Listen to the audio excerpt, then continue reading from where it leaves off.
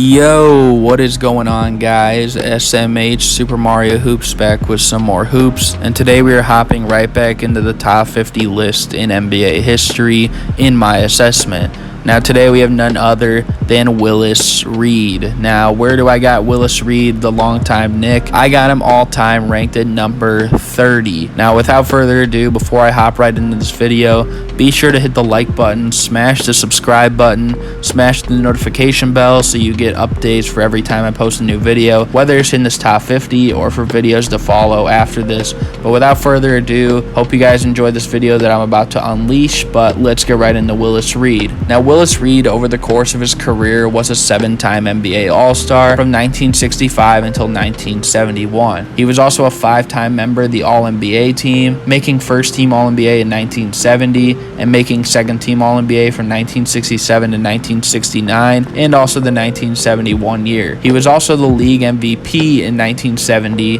the one year that he made first-team All-NBA. Along with this, he was first-team All-Defensive in 1970 as well, and in terms of his championships, he has 2 to his name in 1970 and 1973, both of which he also took home the honor of being the NBA Finals MVP. Now, in terms of his MVP shares, he only received votes for 3 years, but realized the voting was much less complex than it is now, where you vote for a top 5. Back then, you just voted for who you wanted to win straight up. So he was a 4th place finisher once, he was a runner-up once, and of course the league MVP in 1970. However, in 1968-1969, when rookie Wes Unseld won the award, some would even argue that Reed deserved this MVP. I mean, after all, he did average more points on better efficiency, more win shares in whole, and win share per 48 rating, on a career-high PER and a higher value than that of Wes Unseld's that year, while Cazzie Russell suffered major injuries, along with Reed's team in the middle of the season doing a big trade with Dave DeBusschere and Walt Bellamy as well. So personally, I don't really have a total opinion on it. I mean, you got to realize Unseld came in straight from Louisville and started doing this as a rookie, while Reed was in the league for a few years,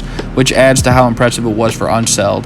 And I don't have a problem if someone thinks that Unseld deserved it over Reed or if Reed deserved it over Unseld, but I think that it should be noted that this was an MVP decision that was relatively close. Now, it should also be noted that for several of Willis Reed's seasons, advanced analytics were not counted the way they are today. So I'm not even going to be rattling off a lot of those stats in this video, and I'm going to bring you guys a lot of other context. One thing I will say, though, is that even with his derailing injury history, which many of you might know, he still managed to average 12.9 rebounds a game, good for 12th all-time, and 18.7 points per game, which is good for 100th all-time. In terms of his healthy prime, these numbers would look like 20 and 14 per game. But when it comes to the playoffs, Willis Reed elevated his game. I mean, his win share and efficiency stayed pretty much the same, with improvements in his scoring and assist output. Now, I'm not accounting for his last year where he was hurt and he was playing only like 12 minutes a game, but in terms of the rest of his seasons of his career, his regular season to playoff transition showed some improvement. In fact, he averaged over 20 points per game and 10 rebounds per game for his first 8 playoff series of his career, which included 3 series above 25 points per game and 3 series above 15 rebounds per game, while shooting over 50% across these 8 series as well. Now, in 1971 against the Bullets, this was probably his worst series in terms of efficiency as a true face of the team. But this was around the time that his knee tendonitis started to kick in, and it started to hurt his mobility and kind of hurt his quickness as well. Now, he would miss a majority of the next season after this, as well as the playoffs next year as a result. But in 1973, being 2 years removed from an NBA All-Star appearance, Reed came back and put on a show where the moment mattered most. He was the best player for the Knicks and even dropped 18 points, 12 rebounds, 7 assists on 9 of 16 shooting from the field, and outplayed Wilt Chamberlain in the closeout championship game for 1973. I mean, after all the injuries that he had suffered in his career, to come back and do this en route to being named a Finals MVP, I mean, you couldn't write a better story than that. But remember, that wasn't even the first time he played so well in the finals with injury history.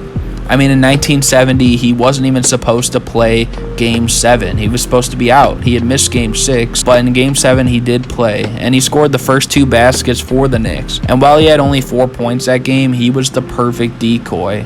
He played about 30 minutes in the game and kind of jump-started the Knicks to getting an early lead that they couldn't look back from. And it was so amazing because nobody had believed what they had just seen out of the fact that he played on a torn thigh muscle. I mean, Howard Cosell told Reed on national television that he exemplified the very best that the human spirit can offer. As a result, he was named the Finals MVP, and he averaged about 23 points per game, 10.5 rebounds per game, 2.8 assists per game, on 48.4% shooting from the field as well. And in the first 2 wins that series to even be in this position, Reed averaged approximately 37.5 points per game, 16.5 rebounds per game, 4 assists per game, and shot 33 for 60 altogether, which is good for 55% shooting from the field. Both of the 2 games as well, he shot over 50%. In doing this, he was also extremely clutch in both by outscoring the Lakers by an average of 11.5 points each of those games in the final period,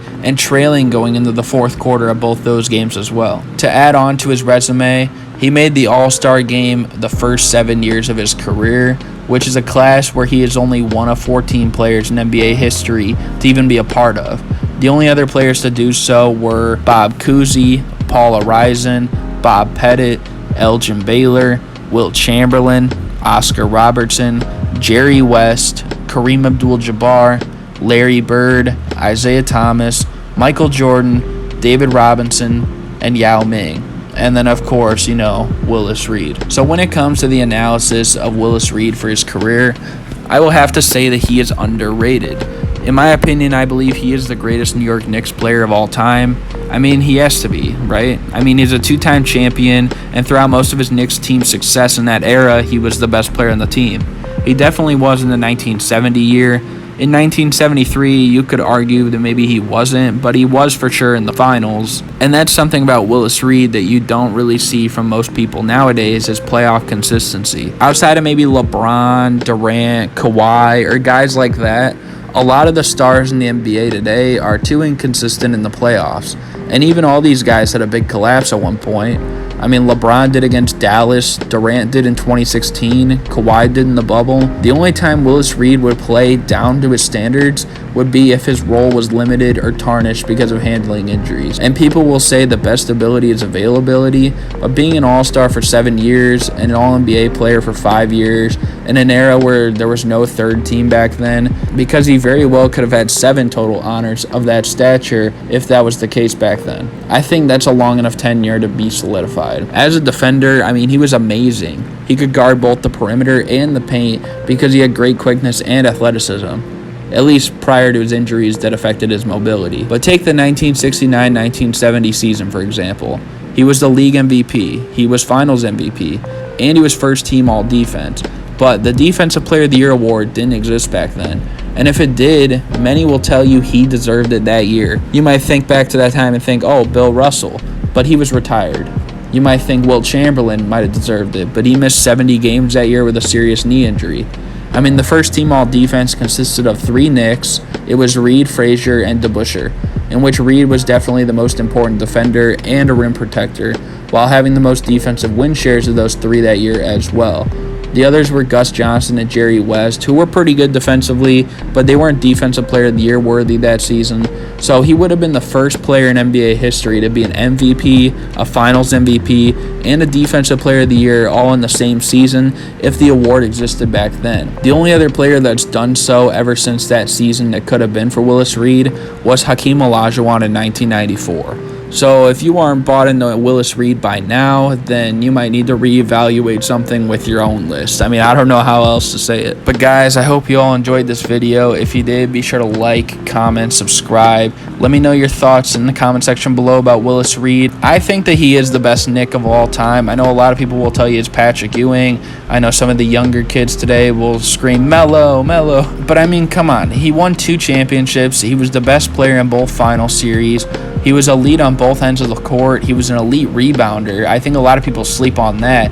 The fact that he was 12th all-time in rebounding, considering the fact that he had so many injuries and he had so many years where he was so limited with his role, I think that's also pretty impressive as well.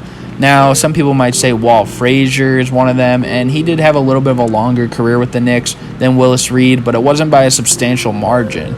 and he also wasn't a league MVP like Willis Reed. And while he was a great defender at the guard spot, I don't know if he was quite the defender that Willis Reed was either. I mean, after all, like we say, rim protection is a little bit more significant than perimeter defense, and I think both of them were great in their own aspects, but I think I'd rather have Willis Reed on my team as well. Both of them were great in the playoffs, so I mean, I gotta give them that. But I think that's gonna do it for me, so I'm out.